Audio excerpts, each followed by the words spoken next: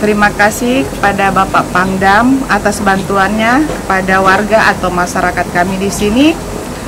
Apalagi di bulan Ramadan ini, semoga lebih bermanfaat untuk semuanya.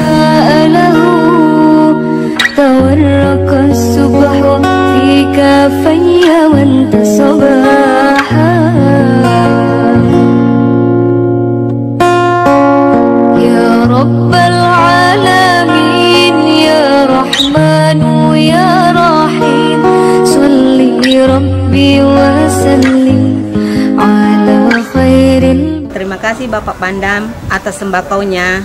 Mudah-mudahan diberikan rezeki yang berlimpah oleh Allah Subhanahu wa taala.